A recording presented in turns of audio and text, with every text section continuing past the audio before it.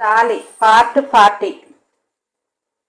నీతి న్యాయం మంచి చెడు అన్ని అవగాహన అవపోసన పట్టాలి. పట్టకపోతే ఎల్ఎల్బి నేర్పిస్తుంది. ఒకప్పుడు మైథిలి తొందరపాటుతనంగా ఉండేది. ఇప్పుడు కూడా అంతో ఇంతో ఆదిత్య దగ్గర ఉంటుంది. ఎందుకంటే అతను ఆమెకు ప్రాణం కాబట్టి. కానీ వేరే విషయాలలో అంత త్వరగా ఏ నిర్ణయం తీసుకోకుండా ఆ చదువు ఆమెకు నేర్పించిన జ్ఞానం. అలా ఇద్దరిని ఎస్టిమేట్ చేస్తూ సెల్లు పక్కన పెట్టి, చెప్పండి జిక్కీ గారు అన్నది. జిక్కీ: మేడం, ఇద్దరము లాయర్లమే. కోర్టులో ఏం జరుగుతుంది ఏంటి అనేది ఇద్దరికీ తెలుసు. లహరికి అన్యాయం జరిగిపోతుంది అని నా వాదన. ఏమంటారు మీరు అన్నాడు మైథిలి. లహరి గారికి ఎలా అన్యాయం జరుగుతుందో మీరు మాట్లాడండి, దానికి సమాధానంగా నేను మాట్లాడతాను.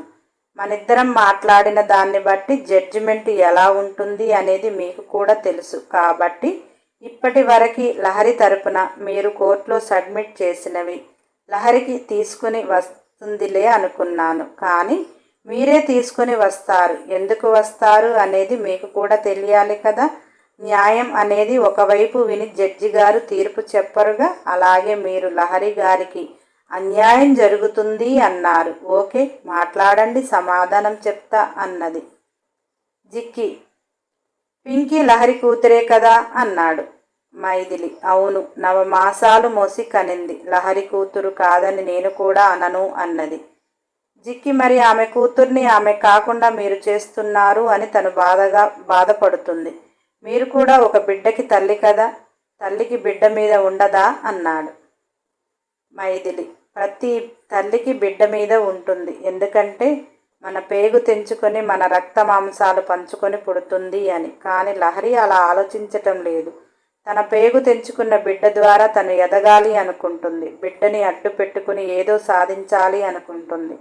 అంత పసిపిల్ల కూడా తల్లికి దగ్గర కావటం లేదంటే ఆ తల్లి ఎంత ప్రేమను పంచిందో అర్థం చేసుకోవచ్చు. సరే, అది కూడా కాదు. ఏదేమైనా ఆమె చూసినా ఆమె చూడకపోయినా ఆమెకే బిడ్డ. కానీ ఆమె ఒక్కతికి బిడ్డ కాదు కదా. తనేమి వరాలు పొంది కనలేదు. ఆ బిడ్డకి తండ్రి కూడా ఉంటాడు కదా అన్నది జిక్కీ. ఆ బిడ్డకు తండ్రి ఉన్నాడు. కానీ భార్యగా చూడకుండా ఆ భార్య నుంచి బిడ్డను వేరు చేయాలి అనుకోవటం తప్పవుతుంది కదా. మీకు తెలియనిది ఏమి ఉంది? ఇప్పుడు మనం కోర్టుకెళ్ళి వాదించుకున్నా కానీ ఆ బిడ్డని తల్లికి ఇస్తారు కదా. అలా మీరు పింకీని లహరికి దగ్గరగా ఉంచాల్సిందే అన్నాడు. లహరి కిల్లింగ్గా నవ్వుతూ మైథిలికి వెళ్ళి చూసింది. మైథిలి నవ్వుతూ, మీరన్నది కరెక్టే. ఒక 2 రోజులు టైం ఇవ్వండి. వాళ్ళిద్దరి భార్యాభర్తల మధ్య ఏ మనస్పర్ధలు ఉన్నా కానీ తల్లి బిడ్డ దగ్గరే ఉండాలి న్యాయం. అలా నేను తండ్రితోటి సంతకం చేపించి పింకీని అప్పచెప్తాను అన్నది జిక్కీ. ఆదిత్య గారు ఇక్కడే ఉన్నారు. 2 రోజులు టైం ఎందుకు? ఒక కేక వేస్తే వచ్చి సంతకం పెడతారు కదా.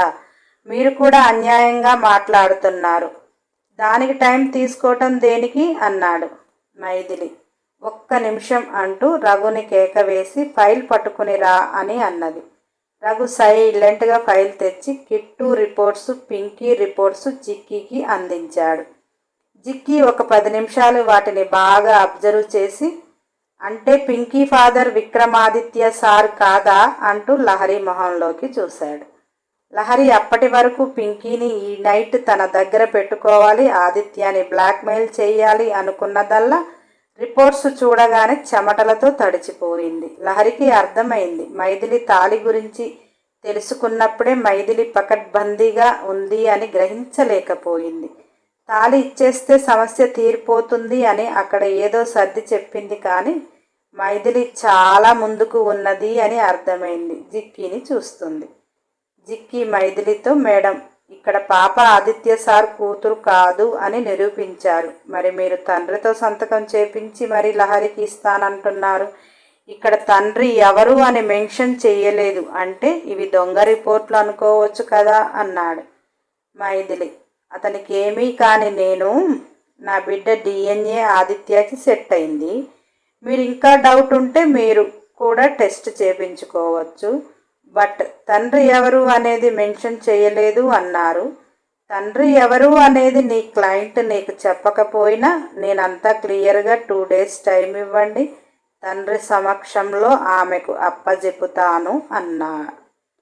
అంటే మీరు కూడా ఆలోచించాలి కదా అన్నది లహరి. లేని తండ్రిని ఎక్కడ తీసుకుని వచ్చి నాకు అతనితో సంతకం చేపించి ఇస్తుంది దీని పిచ్చిగా అని లహరి జిక్కీతో, మైదులు మేడం గారు చెప్పినట్టు 2 days ఆగుదాం జిక్కీ, ఏమవుతుంది అని, వెళ్దాం రా అన్నది. జిక్కీ గడ్డం సర్దుకుంటూ లహరి వెళ్ళిపోతుంటే చూసి మైథిలికెళ్ళి చూశాడు.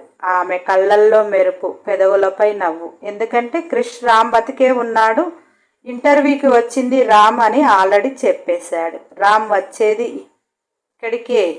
ఈ 2 రోజులు లహరిని ప్రశాంతంగా ఉండనిస్తే తర్వాత తన పరిస్థితి ఏమిటి అనేది తనకే అర్థమవుతుంది అని ఆ చిరునవ్వు. ఆ చిరునవ్వును చూసిన జిక్కీకి లహరికి బాగానే ముహూర్తం పెట్టినట్టు ఉంది అంటూ మెల్లిగా లేచి వెళ్ళిపోయాడు. ఆదిత్య పిల్లలకి హోంవర్క్ చేపించాక మైథిలి మాట్లాడుతూ ఇంకా రాలేదు అని, లేట్ అవుతుంది అని వంటగదిలోకి వెళ్ళి వంటకు సిద్ధం చేస్తున్నాడు. ఆదిత్యకి గతంలో వంట రాదు, కానీ పింకీ వర్కర్స్ చేసింది తినలేకపోతే ఆదిత్య కష్టపడి యూట్యూబ్లో చూసి అలా ఇలా వంట నేర్చుకున్నాడు.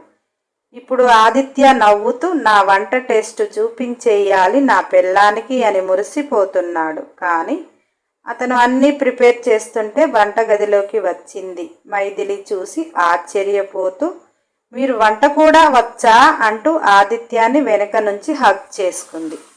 ఆదిత్య, ఏదోలే మేడం, ట్రై చేస్తున్నా, మీ అంత టేస్టీగా నాకేమీ రాదు, కానీ మీరు పనిలో ఉన్నారు కదా, నిన్ను కష్టపెట్టలేక అంటూ వెనుకకు తిరిగి ఆమెను కౌగిలించుకున్నాడు.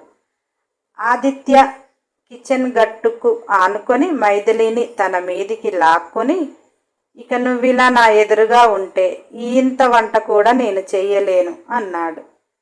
మైథిలి నవ్వుతూ, మీరేమి అంత కష్టపడవద్దులే, కానీ మీరు వెళ్ళండి, నేను చేసుకొని వస్తాను అంటూ చెబుతుంటే ఆదిత్య, ఇప్పుడు ఒక్కదానివి ఏం చేస్తావు, నేను హెల్ప్ చేస్తా అన్నా కదా అంటూ మైథిలి నడుమును వత్తేస్తున్నాడు. మైథిలి, మీరు హెల్ప్ చేసేది వంట టేస్టీగా రావటానికి కాదు, వేస్ట్ అయిపోవటానికి చేస్తారు, వెళ్ళండి అని గద్దించింది. ఆదిత్య, ఆగవే, వంట చేస్తూ కిచెన్ రొమాన్స్ బాగుంటుంది అంటారు, ట్రై చేద్దాం అన్నాడు. మైథిలి, మీకు ఇప్పుడు రొమాన్స్ తక్కువైపోయిందా అన్నది. ఆదిత్య, అలా మాట్లాడకే మైదు, పాపం తగులుతుంది. ఎన్ని సంవత్సరాల తర్వాత మొన్న రాత్రి ఒక్కరోజు జరిగింది, నిన్న ఏదో జరగలేక జరిగింది. ఇంత ఎడబాటులో ఉన్న దేహం 1-2 రాత్రులకే చల్లబడిపోతుందా? అయిన దేహానికి టేస్టీగా ఫుడ్ దొరికాక ఇంకా ఆకలి ఎక్కువ అవుతుంది, కానీ తగ్గిపోతుందా అని గారంగా అంటూ మైథిలిని వెనక నుంచి చుట్టేశాడు. ఆదిత్య ఆలు పన్నీర్ అక్కడ రెడీ చేసి పెట్టాడు. అది కర్రీకి ప్రిపేర్ చేస్తూ చపాతీకి రెడీ చేస్తుంది. మైథిలి తన పని తాను చేస్తుంటే ఆదిత్య తన పని తాను చేసుకుంటున్నాడు. ఆదిత్య అలా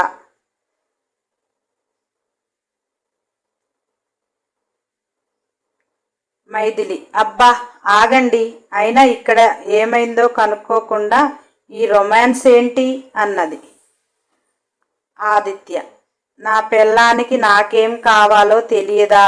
అప్పుడంటే అనుమానంతో వెళ్ళావు, ఇప్పుడుకు నీకు అనుమానం తీరింది కదా. నేనేంటో తెలిసాక నువ్వేంటో నువ్వు చూపిస్తావని నాకు తెలుసు. ఇంకా నాకెందుకు ఆత్రం?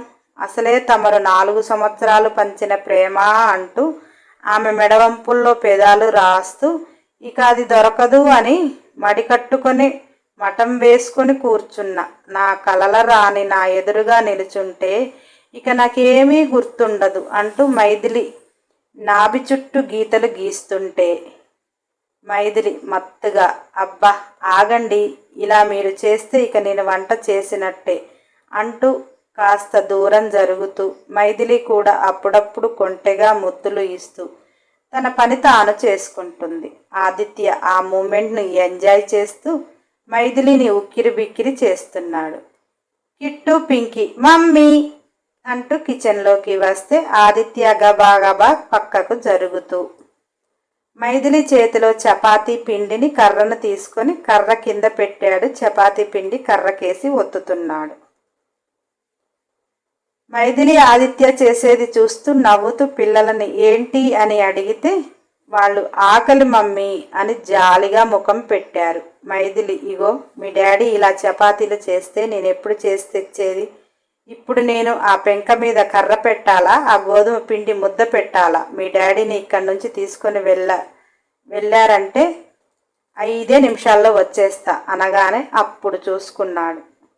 పిల్లలిద్దరూ ఆదిత్యాన్ని గుంజుతూ డాడీ నువ్వు మమ్మీ పని చెడగొట్టకు అంటూ లాక్కొని పోయారు. ఆదిత్య మైథిలిని కొరకొరగా చూస్తూ వెళ్ళిపోయాడు. మైథిలి ముసిముసిగా నవ్వుతూ రోటీస్ చేసింది. అన్ని చక్కగా తీసుకుని రూమ్కి వెళ్ళింది. లహరి రూమ్లో లహరి అసహనంగా అటూ ఇటూ తిరుగుతుంటే జిక్కి పింకీకి ఫాదర్ ఎవరసలు అని అన్నాడు. లహరి తడబడుతూ ఏం చెప్పాలో అర్థం కావటం లేదు. సైలెంట్గా ఉండటం చూసి జిక్కి ఉన్నాడా పోయాడా అదైనా చెప్పు అన్నాడు.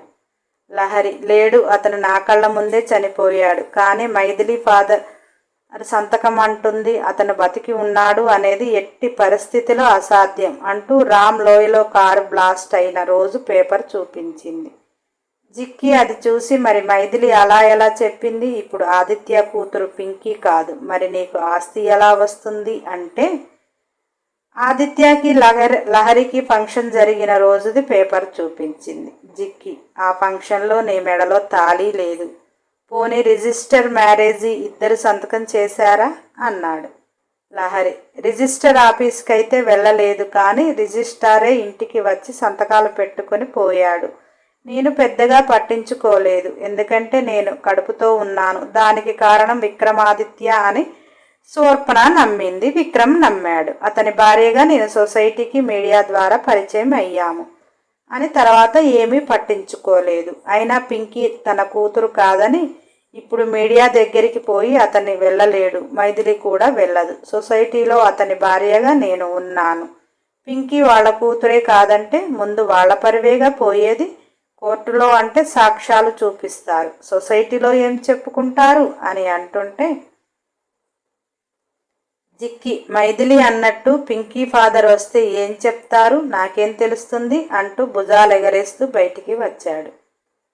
లహరి రామ్ బ్రతికి ఉండటం అసంభవం, కారు అంతా బ్లాస్ట్ అయింది. అయినా రూమ్లోనే అతని బ్రీతింగ్ లేదు, చచ్చినవాడు తిరిగి ఎలా వస్తాడు అని తెగ ఆలోచించి పిచ్చి లేచి మైథిలి ఏదో బెదిరిస్తుంది, 1-2 రోజులు ఆగితే తెలిసిపోతుంది కదా అని తనకు తాను కూల్ చేసుకుంది.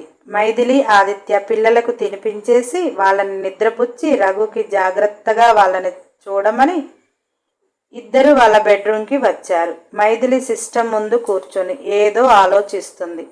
ఆదిత్య అసహనంగా కాసేపు మైథిలిని చూసి ఇక లాభం లేదు అని వచ్చి ఆమెను ఎత్తుకొని వచ్చి బెడ్ మీద వేశాడు. మైథిలి ఆగండి, కేసు స్టడీ చేస్తున్నా అంటుంటే ఆదిత్య నేను కూడా స్టడీ చెయ్యాలి నీ బాడీని, 2 రోజులకే నా స్టడీ పూర్తయిపోతుందా?